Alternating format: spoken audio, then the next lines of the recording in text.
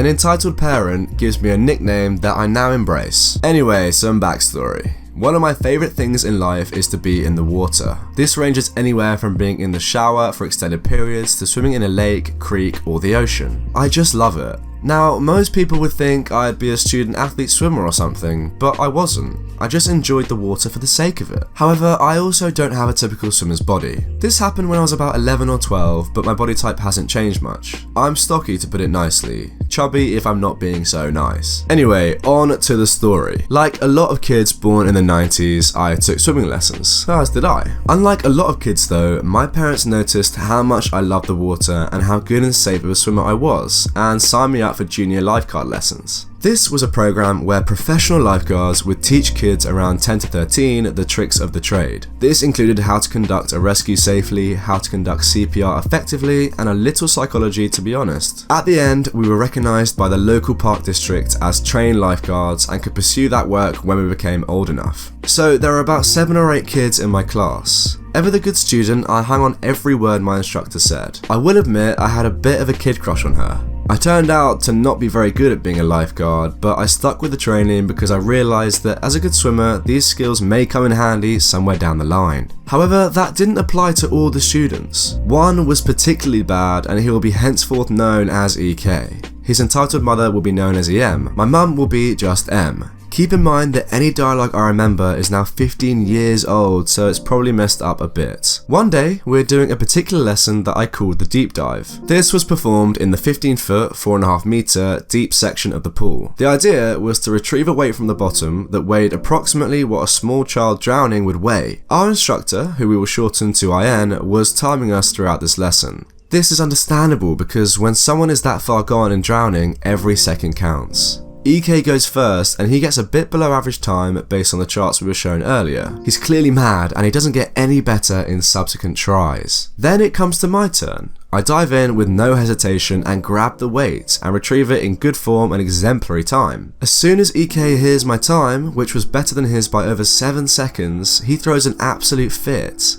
It didn't get any better as the other students all had better times than he did. After the last kid goes, EK gets in my face. You cheated! How did I cheat exactly? I don't know, but you cheated. There's no way a fatty like you beat me. Now this hurt me. I'm very self-conscious about my weight even today. My face goes red with embarrassment and I start to tear up a bit as he continues to lay into me. My instructor says, "Hey guys, let's be nicer and move on." She tries to stand in between us. Enter entitled mother with the hair and the typical outfit. Why do Karens dress this way to a pool? Stay away from my son, you little brat. The instructor's maybe 18 or 19. She turns to me. And you, go off and eat some ice cream, you whale. Leave this to the healthy, trim, fit angels. As she says this, she's framing her son like he's standing to pose for a portrait of Jesus. My mum hears this insult as she's walking in to wait to pick me up, and she then gets in EM's face as she continues to call me a whale and a fatty, while the instructor is still trying to defuse the situation. Finally, I guess the EM just got tired of it and scoffed. This little idiot isn't even worth my time. Come on, EK.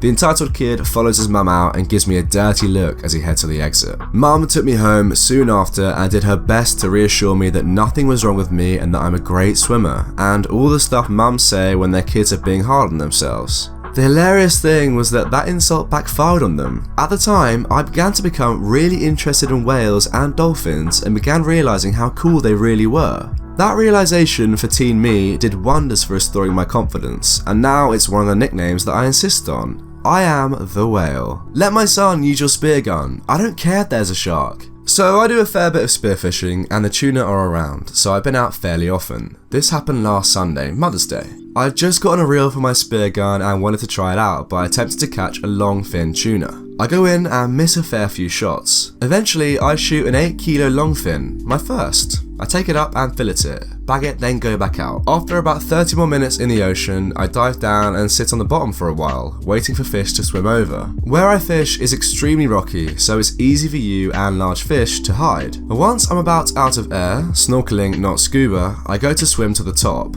As I swim up the face of a rock, I nearly headbutt a great white. Me through my snorkel. Oh, freak. It scared the poop out of me and the shark because it turned and sped off. I speed back to the beach and sprint up to the lifeguards. I have my ARC certificate and know pretty much all the lifeguards. Names are changed. Oi Jack, freaking white out there. Jack then sounds a siren to get all the people out of the water. I'm standing at the edge of the water when EM comes up to me. Excuse me, but could my son use your stuff to go catch a fish? No, sorry, I just nearly headbutted a shark. Has he dove before? No, but it isn't that hard. Can he swim? I just wanted to know. Yes, of course he can. No, I can't. I'm nearly wetting myself laughing at this point. Let him use your stuff. Lady, he can't even swim. Plus, there's a shark out there. Would you rather he drown or get eaten? You entitled teens. I'm freaking entitled? Lady, this is going on Reddit. At this point, Jack walks over because of her screaming. Mom, please leave this beach. You're harassing Cronky03 and disturbing everyone else here. Freak off. Leave now willingly or I'll take you off myself. She goes off and later the siren is let off again, letting people back in. I was happy to not go back in. Haven't been back in yet either. EM gets her daughter kicked out of school housing. So for context, the EM in this story is actually my mum and she screwed me over royally over a decade ago when I was going to college. I had a horrible relationship with my mum and didn't even live with her my senior year of high school, but she still decided to involve herself and I faced the repercussions. So EM is my mum and CA is a college administrator. Hello, I'm calling because I was told my daughter will be living in the freshman dorm starting next month, but she's not a freshman. We have here that she is a new student and will be starting college in the fall, so we've placed her in the dorms intended for first year students. No, those dorms aren't good enough for her. She'd have to share a bedroom and share a bathroom. Well, Mom, she's welcome to live off campus, but this is the only housing option we provide to freshmen. But she's not a freshman. She's coming in with 40 credits already. I understand, but she's still a first year student and this is the only housing option for her. That's not good enough. She's not a freshman. She has so many credits. Well, since she isn't a freshman, I guess you're right and she shouldn't be living in the freshman dorms. I have removed her from the freshman dorm housing list. Great, so she'll be living in the nicer, single bedroom, upperclassman housing? No, school starts in 5 weeks. All of the dorms are full. Your daughter will now need to find her own off-campus housing. Bye. So basically, I moved to a new town with no friends and had to live in a random gross apartment off campus with random women I didn't even know, much older than me, and I really struggled to make friends my freshman year. Well, I'm not surprised. She made this phone call without asking me first or even telling me, and I was floored when I found out my dorm was taken away. I hadn't spoken to her for months before this happened, and I didn't speak to her again for about a year afterwards. She was always a trashy parent, but her entitledness ruined my college experience. Entitled grandmother tries to micromanage my brother's engagement. Explodes when I don't comply. As the title suggests, this post is less an entitled parents post and more an entitled grandparents post. My grandmother is the single most entitled, manipulative, and controlling person I know. In fact, my mum and I are both convinced that she is a textbook narcissist. From here on out, I will refer to my grandmother as EG, my mum as M, and my brother as B. Anyway, this story is just one of many, so I may end up posting more. For now, I'm going to share the incident that finally opened my eyes to what kind of person EG truly is. To start, M called me one day to tell me that my brother was planning to propose to his girlfriend and that he wanted his and her parents present. My mum wanted me to know ahead of time because she didn't want me to be upset if I wasn't invited. I told her it was fine, as I understood that it was my brother's wishes to only have his parents present. His girlfriend's brother wasn't going either. My brother soon told my mum that he wanted to tell EG as well, which M and I both insisted was a bad idea. He did it anyway, however, and that's when EG took it upon herself to take control of everything. A day or so later, I get a phone call from EG. This was over 4 years ago, so I don't remember exactly everything that was said except for one line EG used, which I will get to shortly. Here is the conversation to the best of my memory. My entitled grandma. I just wanted to let you know that B didn't mean to make you feel unwelcome to attend the proposal, and he said you are more than welcome to come. Will you be coming? No, I don't think that's a good idea.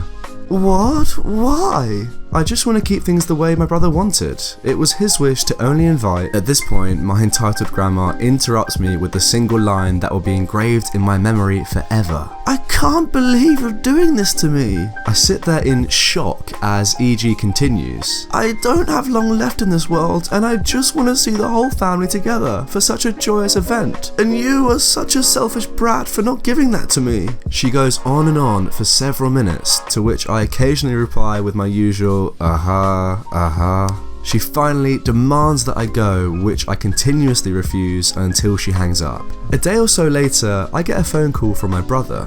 It quickly becomes apparent that EG had been talking to him because he soon reiterates everything she said about not wanting to make me feel left out. I assured him that I didn't and wished him luck with the proposal. His girlfriend said yes, and they are now expecting their first child. So this entitled grandma made her grandson's proposal all about her and the fact that because she's old, she doesn't have long left in this world, so OP, her granddaughter, is forced to come to the proposal. What a strange woman. Anyway, if you enjoyed that video, go and check out another one right away. There are so many more Reddit stories on my channel for you to enjoy. Also, drop me a comment below if there's another subreddit that I haven't looked at yet and you want to see in the next video.